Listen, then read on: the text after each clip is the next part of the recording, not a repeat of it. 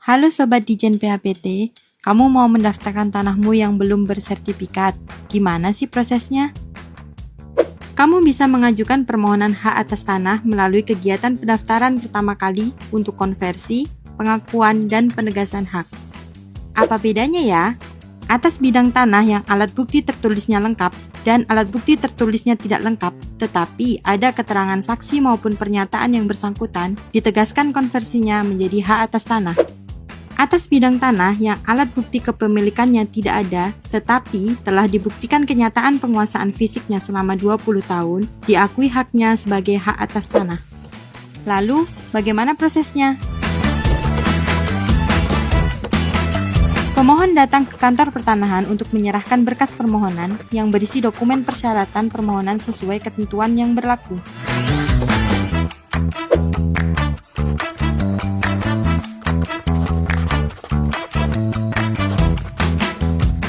Petugas loket menerima berkas permohonan yang disampaikan oleh pemohon dan selanjutnya melakukan pemeriksaan dan mencocokkan dokumen yang telah disampaikan pemohon dengan persyaratan yang ditetapkan sesuai dengan ketentuan.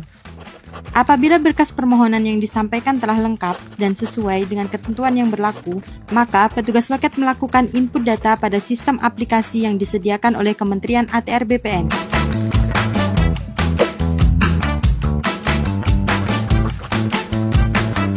Setelah berkas permohonan dinyatakan lengkap, petugas loket menerbitkan surat perintah setor sebagai dasar pemohon melakukan pembayaran PNBP untuk layanan pertanahan.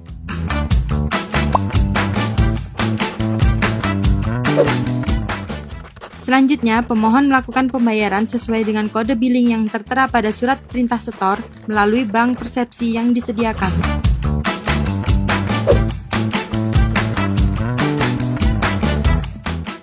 Perlu diingat bahwa PNBP yang disetorkan masyarakat melalui bank persepsi langsung kepada pemerintah. Pemohon harus mewaspadai apabila ada permintaan pembayaran layanan pertanahan yang ditujukan kepada rekening pribadi.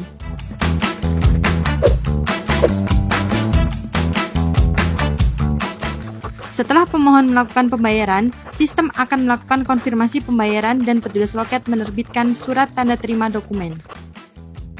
Surat tanda terima dokumen ini merupakan dokumen resmi kegiatan pendaftaran tanah yang diterbitkan kantor pertanahan sebagai bukti bahwa berkas permohonan telah diterima oleh kantor pertanahan yang berisi nomor berkas permohonan yang dapat digunakan untuk pelacakan posisi permohonan yang telah diajukan.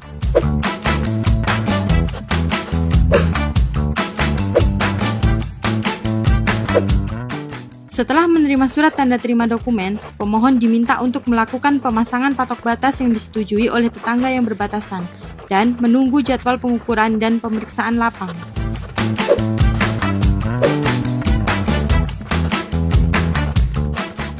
Berkas yang telah diterima dilakukan analisa lebih lanjut untuk persiapan kegiatan pengumpulan data fisik berupa pengukuran serta pengumpulan dan penelitian data yuridis berupa pemeriksaan lapang. Selanjutnya, petugas kantor pertanahan akan menjadwalkan kegiatan dimaksud serta memberitahukan kepada pemohon. Petugas kantor pertanahan datang ke lokasi bidang tanah untuk melakukan kegiatan pengumpulan data fisik serta pengumpulan dan penelitian data yuridis.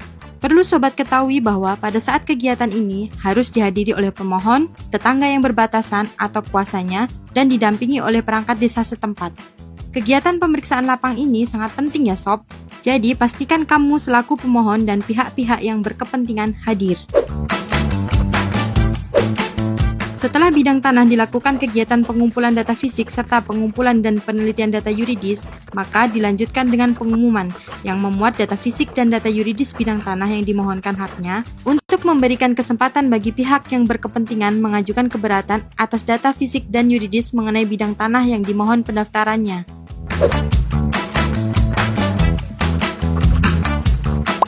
Apabila ada keberatan saat pengumuman data fisik dan data yuridis, maka akan dilakukan penyelesaian terlebih dahulu sebelum dilaksanakan kegiatan penegasan konversi dan pengakuan hak.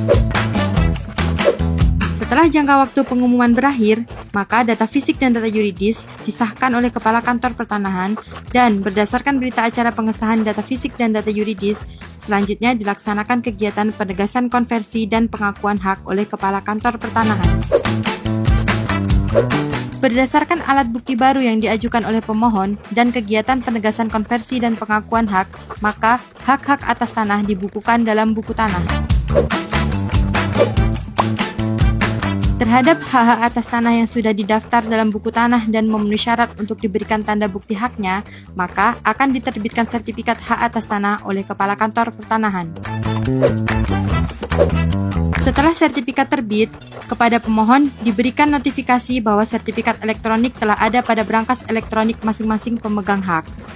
Dan apabila pemegang hak ingin mendapatkan salinan resmi sertifikat elektronik yang dicetak dalam secure paper, maka kepada pemegang hak akan diberikan salinan resmi sertifikat elektronik tersebut.